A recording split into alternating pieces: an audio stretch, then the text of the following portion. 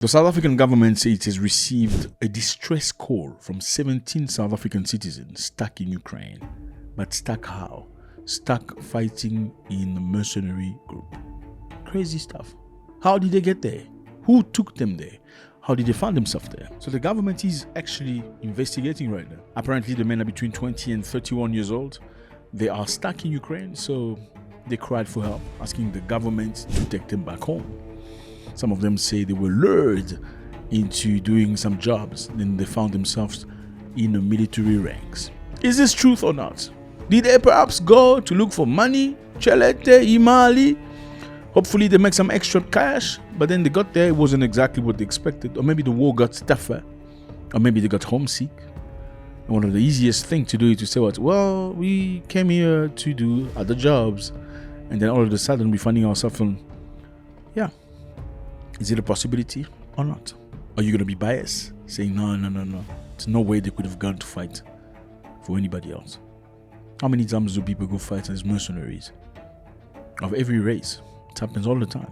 And you cannot pretend you can know about somebody else's choices about life. Just because somebody looks like you, speaks your language, doesn't mean you understand how he thinks. Okay? People do their own things. You don't like everybody in your neighborhood, do you? You don't. President Cyril Ramaphosa has ordered an investigation into the circumstances that led to the recruitment of these young men into these seemingly mercenary activities. So the president, obviously, as a good father, has ordered an investigation so they can understand how did they get to become mercenaries. Now, the people are mercenaries. They are stuck in the Donbass. This is the Donbass on a map. It's Ukraine. The Donbass is actually controlled by the Russians right now. And in the Donbass, normally, people that are there, even before the war, are Russophone, so people that speak Russian. Now, the question is, there are mercenaries, supposedly, of which side? Are they mercenaries fighting for Russia against Ukraine or mercenary recruited by Ukraine against Russia? Question mark. It has not been indicated. The government itself has not indicated that. But that's a very interesting question. Because my question is this one. When people call you, okay, saying, listen, Papa, I'm in difficulty, I'm your son, I'm stuck somewhere, there was a fight, and I found myself here, and they want to hit me now. You're probably going to ask, how did you find yourself over there, right? Who were you trying to fight for? For the people trying to hurt you right now? What, right? You're probably going to have to ask. Now, the question is, if the government is not revealing, or the government say they don't know which side they were fighting for, but they do know they are mercenaries. Could it be they were fighting for Ukraine, perhaps? Because a lot of people know that, tend to think that Russia is the side that's recruiting Africans to go fight for them. And it would make more sense because Russia is a friend of South Africa. Perhaps some South Africans could feel too close to Russia so they can fight for them.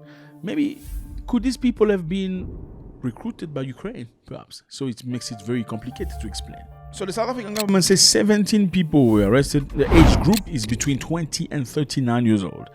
Okay, you can clearly see these are people that are young. Well, this is very risky in South Africa because under the law, it is illegal for citizens to provide military assistance to foreign government or participate in foreign armies without being authorized by the government. So you could come back to South Africa and still get arrested. Now, the question we should be asking ourselves is this one. Did they really go there as potential workers looking for jobs, then got lured into a fight? Then later on, they found themselves in a position that they don't want to fight and they ask for help? Or did they perhaps go there for their own opportunities and then the opportunity didn't quite work out the way they expected? I mean, if you are stuck in Ukraine and you're asking for help, you send a cry for help to your government to help you. Let's say you were fighting for the Russians and you went there legally to fight for the Russians. Why wouldn't the Russian return you? Because you've served your time, right? Could there have been a misunderstanding between the South Africans and the Russians? Because if I agree with you, I'm South African, and I say, okay, let's go. I'm going to fight for you. You're going to pay me. I go and fight. We know when we start the contract and when the contract ends. So by the time the contract ends legally, I am within my right of asking to return back home, right? So you should have the responsibility of taking me back to my country. Now, if I have to ask my government to take me out, it means something went south. It means either the Russians did not agree to let the South Africans go, therefore they had to find their own ways to inform their government so an investigation can be done, or you got tired and you said, okay, I'm not fighting anymore. I think this is not for me anymore. This is much longer than I expected. I actually want to go back home. That is if you went to fight. Now, if you went to Russia because you were lured into doing a job and you found yourself in the army, why wouldn't you say immediately that I went there for Russia to work, but all of a sudden I am fighting as a mercenary? Why do I say that? Because they've not told anybody which side they're fighting for. Because if you were recruited by Russia to go and do work, then you get to Russia and you can't find the work as a gardener, as whatever work you went for, and all of a sudden you find yourself at the front fighting against Ukrainians that you did not expect to fight ever in your life. How do you speak to your parents' country? You say, I was brought in Russia to work as a gardener. Now I'm finding myself in Ukraine fighting as a mercenary of Russia. The government would have said, we know they're fighting on Russian side as mercenaries. Perhaps they were lured into doing another job. Now they're working as mercenaries, right? Because the story that's public needs a lot of investigation. Now, as you would know, if a story needs a lot of investigation before being published, it means it's got a lot of curved balls. Now, my question to you is this one. Do you think these people went there to work in telecommunication, in electronics, in gardening, in farming, then all of a sudden they were lured into going to Ukraine and fighting the Donbass? They decided, 17 of them, to reach out to the country, say, listen, cry for help. We want to get out of here. But we are fighting as mercenaries, but we're not going to tell you which side we're fighting for because you need to take us out first. It doesn't make sense. Or maybe do you think the possibility is brothers went over there to try and make some money? You know, I mean, sometimes you need money. Sometimes you take decisions. You're an adult.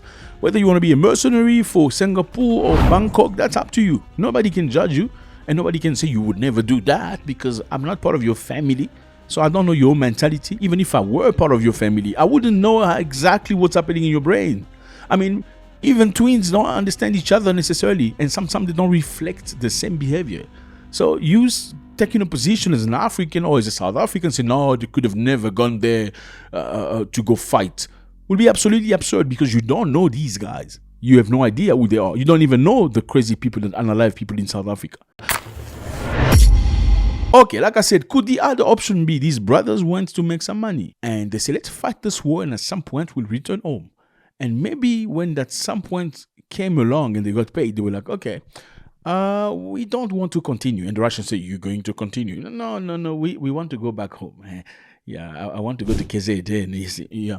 The Russians are like, no, you're staying. So they're like, okay, we're going to reach out to our government because that's the easy way out. And it's going to work out. Why would it work out? Because Russia doesn't want to lose South Africa as a friend. Russia wouldn't want South Africa to turn on them, not on this specific time. And what the best way to go about it? If South Africa say you got my people in your rank, Russia will provide them with the people. Again, being a mercenary in South Africa is illegal. You're going to go to jail for that. And I can tell you that these people will face the law by the time they go to South Africa.